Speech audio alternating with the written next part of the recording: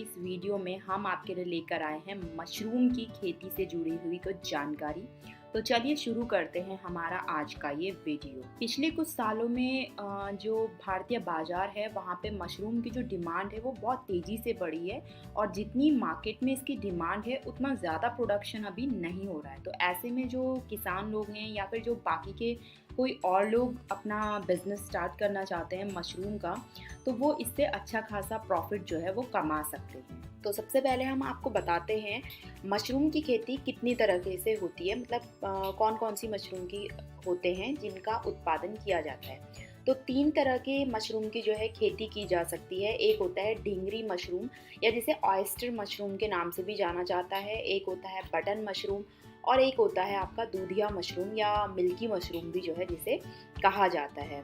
तो मशरूम की जो खेती होती है वो सितंबर महीने से 15 नवंबर के बीच में भी की जाती है। वो होती है ऑयस्टर मशरूम या ढींगरी मशरूम की खेती। और बटन जो मशरूम होता है उसकी खेती जो है फरवरी मार्च तक जो है चलती है। और मिल्की मशरूम का उत्पादन जो है वो जून जुलाई तक चलता है। तो इस तरह से अगर हम देखें तो इसका जो उत्पादन है वो साल भर जो है किया जा सकता है और मुनाफा इससे कमाया जा सकता है।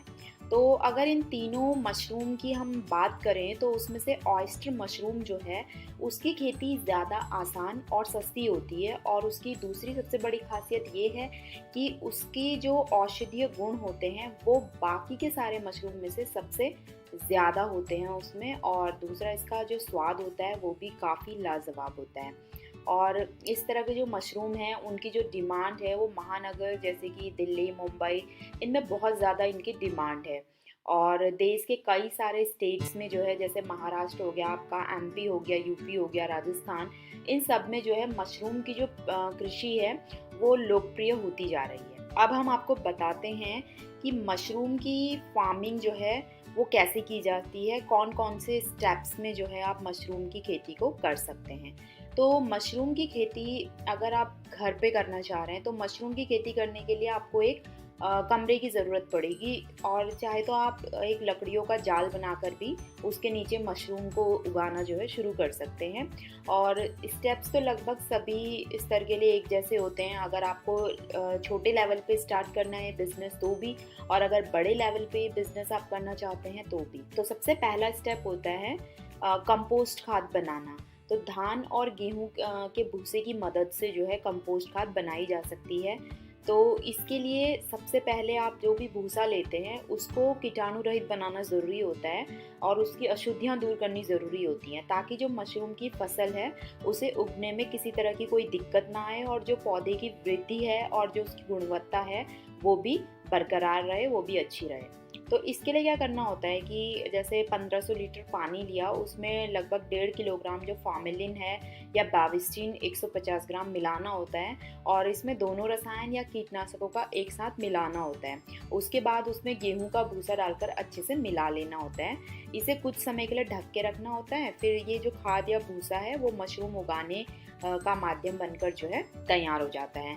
ये तो था फर्स्ट स्टेप कि आपको कंपोस्ट खाद जो है बनानी है, तैयार करनी है। सेकंड स्टेप आपका होता है मशरूम की बुवाई करना। तो पहले चरण के बाद भूसे को क्या किया जाता है कि जो हवा में बाहर कहीं अच्छे से फैला दिया जाता है ताकि हवा के संपर्क में आके जो उसकी नमी है वो कम हो जाए। और भूसे को जो है बार बार पलटना पड़ता है जिससे कि वो बुवाई करने के लिए तैयार हो जाए।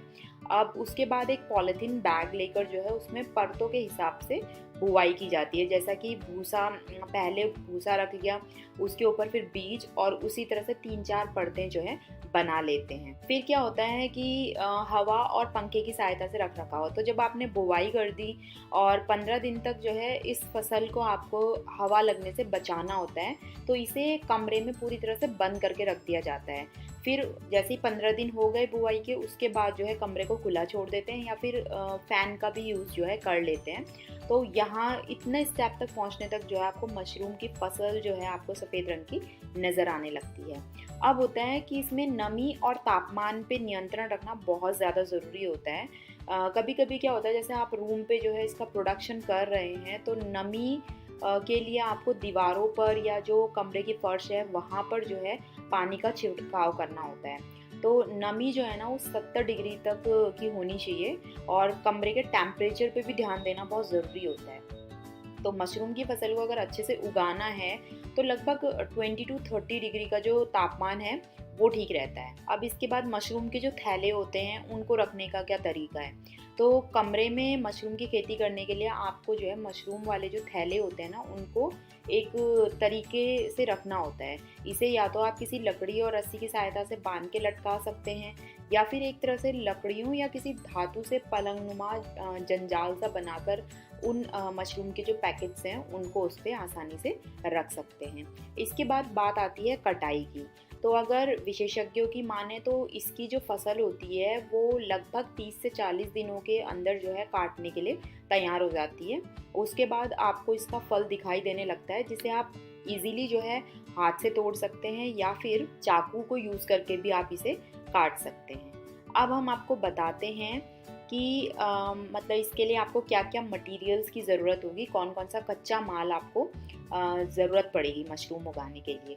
तो भारत में अधिकतर मशरूम की जो बुवाई होती है वो सर्दियों के मौसम में की जाती है क्योंकि इसकी खेती के लिए जो टेम्परेचर है वो कम होना चाहिए।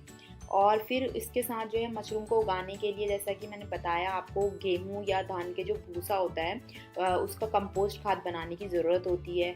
उसके अलावा आपको बीज खरीदना होता है। तो बीज आपने खरीद लिया मशरूम का, फिर इसके लिए आपको कीटनाशक दवाएं भी लेनी होती हैं। तो मशरूम की खेती एक कमरे में की जा सकती है लेकिन आपको ध्यान देना होता है कि वहाँ पे जो नमी है और जो टेम्परेचर है वो उसके अकॉर्डिंग ही होना चाहिए। उसके अलावा आपको कुछ कार्बनिक और अकार्बनिक यौगिक नाइट्रोजन जो पोषक होते हैं वो भी खरीदने पड़ते हैं। उससे क्या होता है कि इन सब के इस्तेमाल से जो इसकी प्रोडक्टिविटी होती है वो ज़्यादा बढ़ जाती है। मशरूम के बीज की अगर अब हम बात करें तो उसके जो बीज होती है उसकी कीमत लगभग 75 रुपये पर किलोग्राम होती है।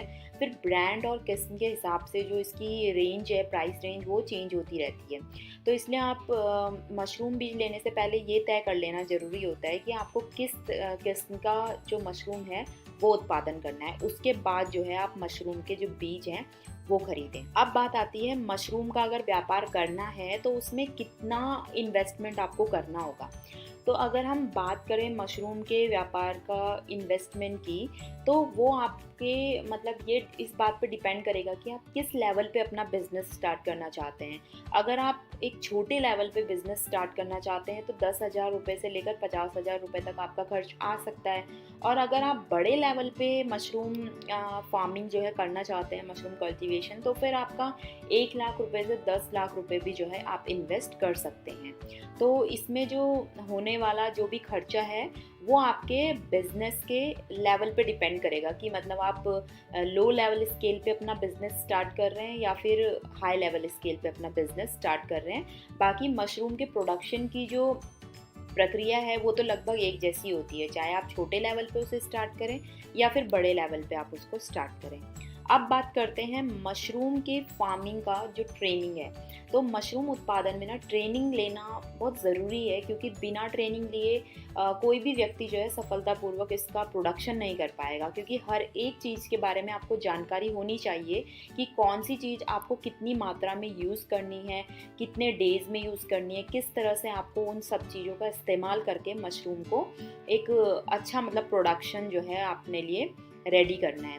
तो इसके लिए क्या होता है कि सरकार जो है वो सब्सिडी भी दे रही है इस मशरूम के व्यापार के लिए और साथ ही जो है फ्री में ट्रेनिंग भी दी जाती है। इसके लिए सरकार ने कई सारे प्रशिक्षण केंद्र जो है वो खोल रखे हैं जहाँ पर आप मशरूम उगाने की सभी टेक्निक के बारे में जो है सीख सकते हैं और फिर इजीली अपना ये व्यापार जो है वो स्टार्ट कर सकते हैं।